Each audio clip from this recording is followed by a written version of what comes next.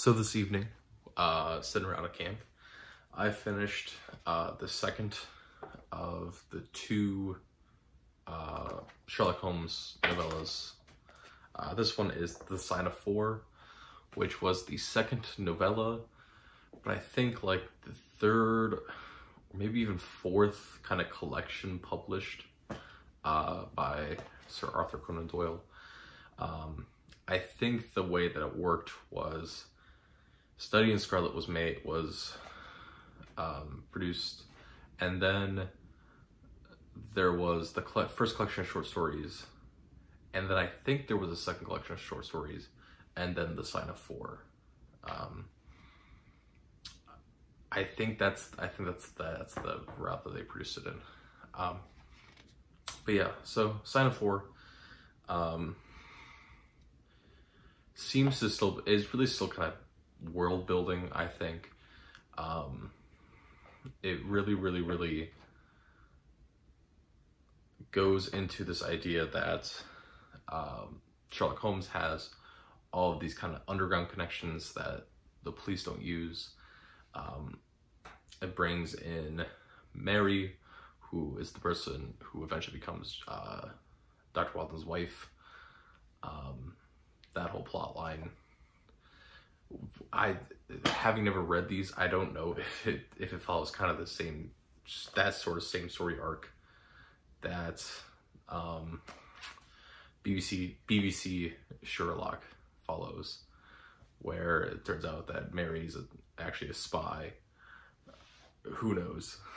But yeah. So this novella I don't think was as good as A Study in Scarlet.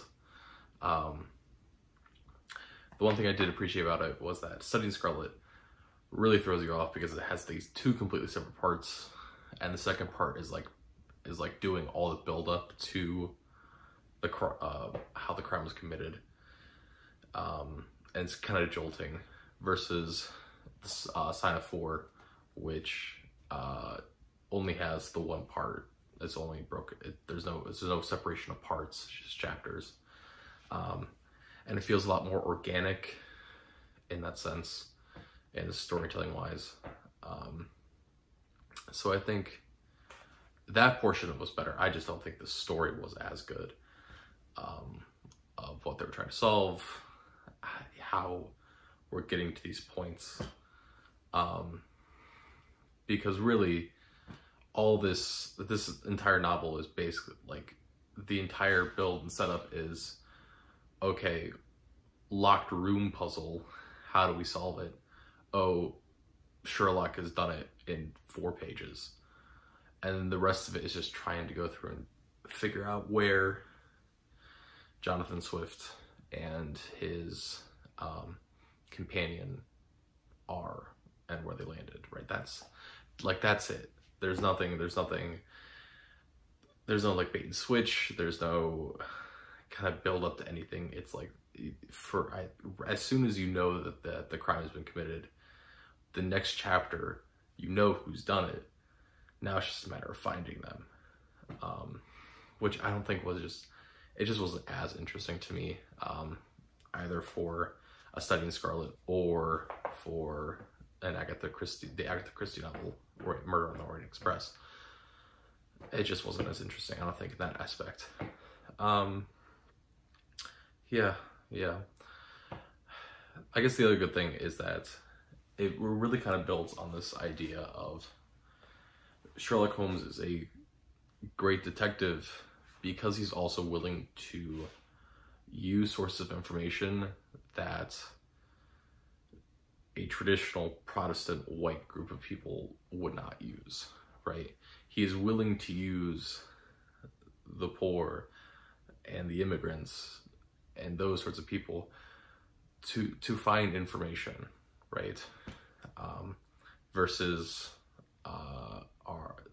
the detectives and the police departments, which are very much I'm only going to listen to if you're white, and a man. So that's that. Conversely, this story is also very I mean, has racist implications in it. A lot of talk about savagery, lots of talks, you know, it's just that sort of deal. Your main villain is really a white guy, right? It's Jonathan Swift. But then he has this companion, Tonga, who is just described horribly. And then when Jonathan Swift is doing his kind of backstory about everything, he's talking about some of the other people that were involved in the Sign of Four, which were 3 Indians. And I mean that as in they're from India, not Native Americans. They're from India. And just the way that they're described is just not pleasant at all, right? It's hard to read. And then getting into Tonga's also just a very hard person to just read about because of how just blatantly racist and I guess stereotypical is the word I'm looking for. They're described, right? And it's no fun to read. I understand that is the sentiment that's at the time of publishing this that would have pervaded most of the people who would have been reading this. However, it's still not good. But yeah, so overall I think the structure's better than A Study in Scarlet, but everything else I would much rather read A Study in Scarlet. I would much rather read Murder on the Orient Express. So for that reason, it's the third out of these kind of mystery novels I've read so far.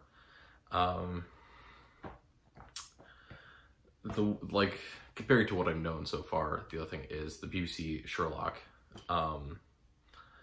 This novella gets adapted into The Sign of Three, which in BBC Sherlock is I think it's season 2, maybe season 3. I don't know. It is a very, very, very loose interpretation of this. Very, very, very loose. But we kind of hit some of the main points. There's money somewhere that comes from the Middle East.